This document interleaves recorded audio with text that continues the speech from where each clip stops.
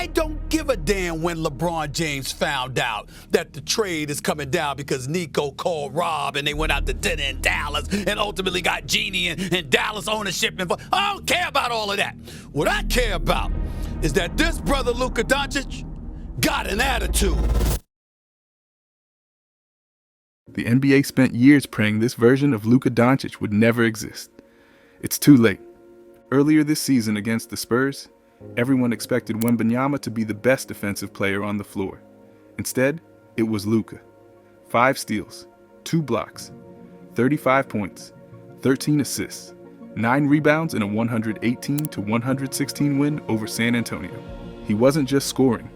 He was locking down Victor Wembanyama's teammates, jumping passing lanes, and dropping dimes through double teams.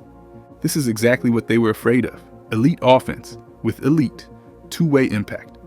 But it wasn't supposed to happen this way. Because the player dominating the NBA right now isn't the same Luka Dončić who entered the league. To understand why this version of Luka terrifies the entire league, we have to go back to the beginning.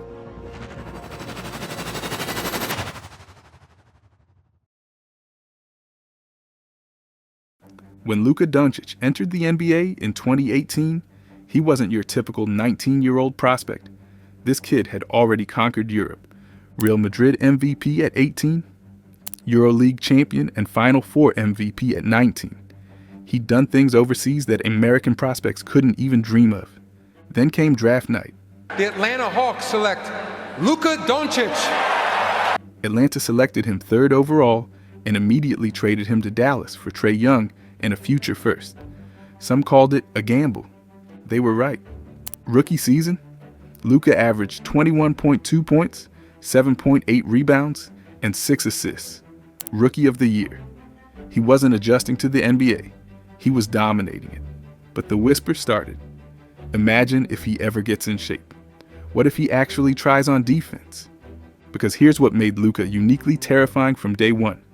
Offensive versatility. The kid could score from anywhere. Step-back threes, driving layups, floaters, post-ups. Pick your poison. Court vision. His passing IQ rivaled veterans.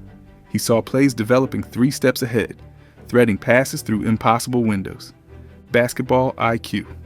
At 19, Luka played with championship-tested composure.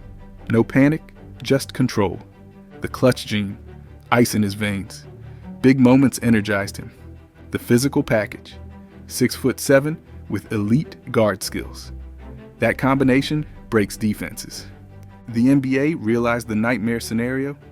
If Luka ever became the complete player, there would be no stopping him. He'd be Magic's size and passing with Dirk's scoring and Harden's offensive burden. But there were cracks. The conditioning concerns were real. Luka carried extra weight, looked slow getting back. The defensive questions lingered. Opponents targeted him in playoffs. The effort concerns popped up. Sometimes he'd coast, take plays off. The athletic ceiling. He wasn't explosive like Westbrook. His game was skill, not raw athleticism. The NBA clung to hope. Maybe Luka stays comfortable. Maybe he's talented enough to flirt with greatness, but never claim the throne. Maybe the league stays safe. For years, I thought that's what happened. Luka was brilliant, but there were cracks. Then came 2024 and everything changed. Not because of what Luka did, but because of what was done to him.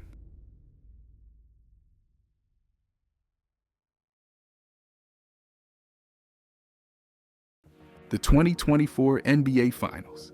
Luka and Dallas against Boston. He averaged 29.2 points, 8.8 rebounds, and 5.6 assists. Put up one of the greatest finals performances in recent memory. And lost in Game 5. The criticism came fast. ESPN ran segments on his conditioning. He's gassed by the 4th quarter. Analysts questioned his defense. The Celtics hunted him every possession. The narrative crystallized. Luka can't be the best player on a championship team. Not like this. Then came February 2nd, 2025. The trade that shook the NBA. Dallas trades Luka Dončić, Maxi Kleber, and Markieff Morris to the Lakers for Anthony Davis, Max Christie, and a 2029 first pick. The Mavericks traded their franchise player. Nico Harrison's explanation? Defense wins championships. Luka was blindsided, didn't know until done. Traded mid-season like a role player, not a superstar who carried his team to the finals. The disrespect didn't stop. He finished 20-24-25 with the Lakers, adjusting to a new system mid-year. When the offseason came, criticism piled on. MVP voting, still no hardware. Jokic deserved it. Giannis deserved it. But Luka, he's close, but all NBA first team, but never the best. The media hammered the same points. He needs to lose weight. Questions about whether European players were tough enough. The comparisons? Tatum had his ring. SGA just had his. Giannis had MVPs and a championship. What did Luka have? A trade? Saying his team didn't believe in him. Summer 2025, an analyst said on television, Luka's a Hall of Fame talent with a good not great mentality. He'll never win unless he changes everything. That was the final straw. That offseason, Luka decided to become undeniable. He hired specialists in NBA conditioning and nutrition, committed to intermittent fasting, no excuses. Added a strength coach working him twice daily, 6 days a week, building core strength, lateral quickness, endurance. The goal? Become explosive. Brought in a defensive coordinator to study film obsessively. Hours watching elite two-way players, learning to become a weapon on both ends. Teammates noticed immediately. Kyrie Irving. I've never seen him like this. Jason Kidd. This is a different person. Luka showed up to media day transformed, leaner, defined, moving with new quickness. When asked about his transformation, I got tired of hearing what I couldn't do. The NBA dismissed it as typical off-season work, but this wasn't talk. This was war. What nobody realized, Luka wasn't just improving. He was eliminating every excuse, every criticism. When the season started, the league's nightmare had begun.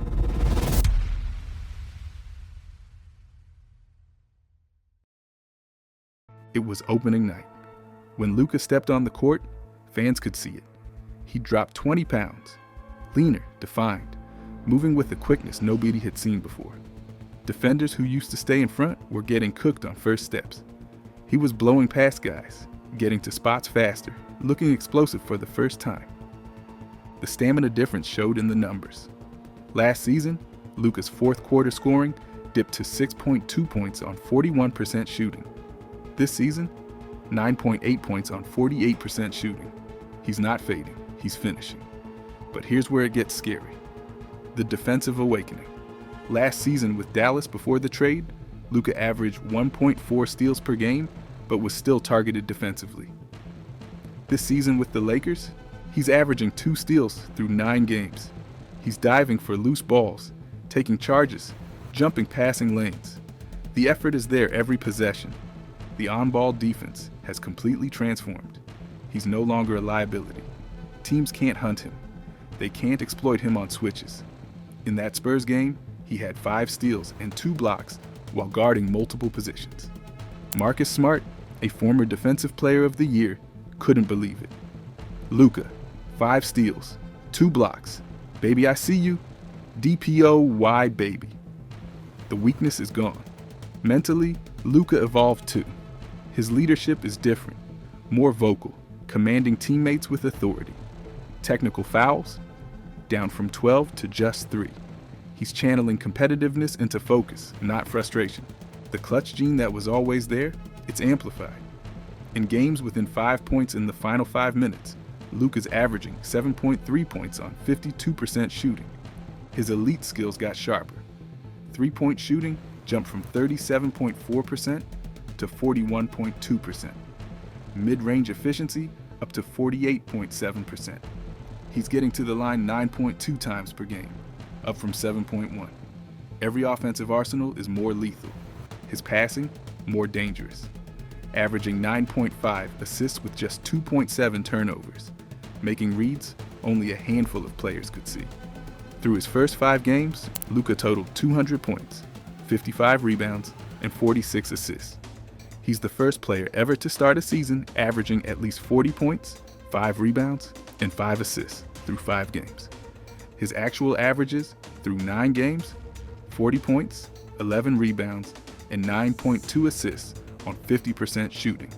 career-high efficiency with career-high volume, usage rate of 36.2% while maintaining elite efficiency.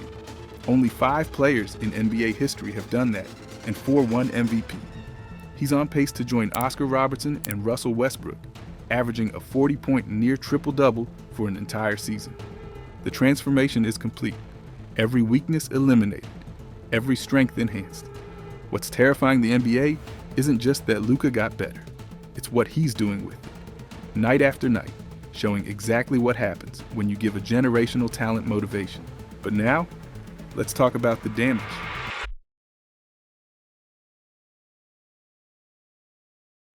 October 22nd, 2025. Opening night, Golden State Warriors. Luka's first game of the new season in Lakers purple and gold.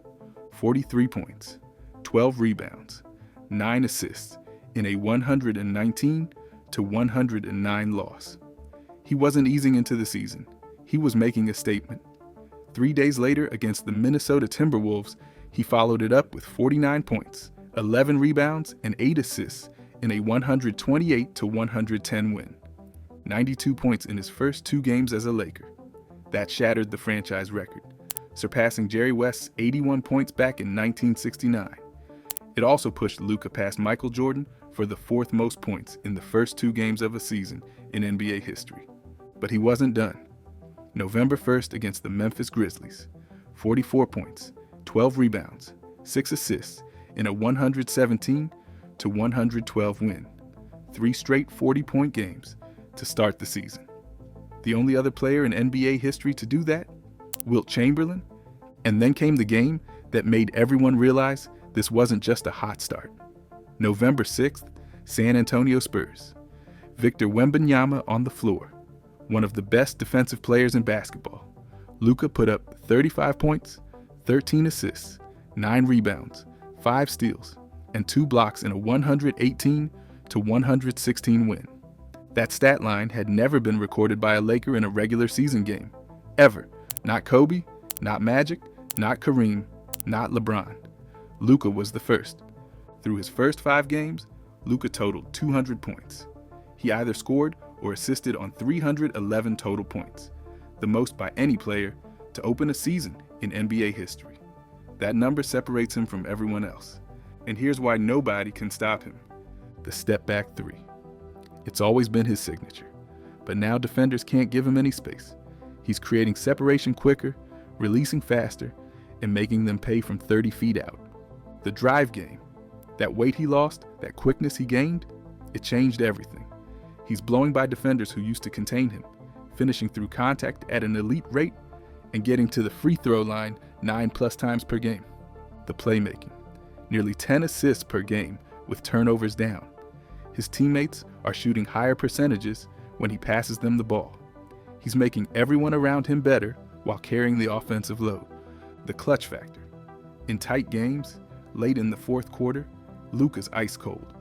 Big moments don't faze him, they fuel him. But here's what the NBA truly feared.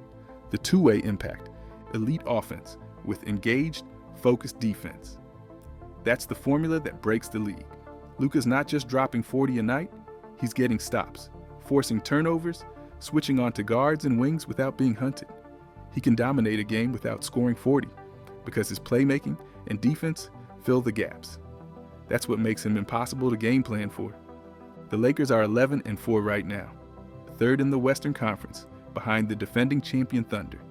And that's despite Luka missing 4 games early in the season, despite LeBron James not playing yet due to sciatica, despite Austin Reeves missing games with a groin injury. As long as Luka keeps playing like this, the Lakers aren't just staying afloat, they're winning. Teams have tried everything. Double teams as soon as he crosses half court. Physical defense trying to wear him down. Switching schemes to confuse him. Nothing works. There is no answer. After that Spurs game, JJ Redick, the Lakers head coach, said it perfectly. To have 5 steals and 2 blocks on a night when you're in foul trouble, still staying active like that, there was nothing lacking. He still guarded, and that was huge. So where does this leave us? With a player the NBA spent years hoping would never reach his ceiling. A player who took every doubt, every slight, every criticism and turned it into fuel. The league's fear isn't just realized, it's living and breathing and dropping 40-point near triple-doubles like it's nothing. Luka Dončić is playing at an MVP level, period. The transformation is complete. The NBA's nightmare is fully awake. 40 points, 11 rebounds, 9 assists on 50% shooting, while playing defense. That's not just great, that's terrifying. And here's the scary part. He's only 26 years old. This isn't his peak. This is the beginning of his prime. The league that hoped Luka would never become this, they're out of answers and out of time. We're watching a legacy being built in real time. The NBA feared this version of Luka Dončić. Now they have to live with it. If you think Luka's just getting started, hit that hype button. Subscribe so you don't miss what comes next. And drop a comment. Is Luka already the best player in the NBA? The NBA's worst nightmare is here, and he's just getting started.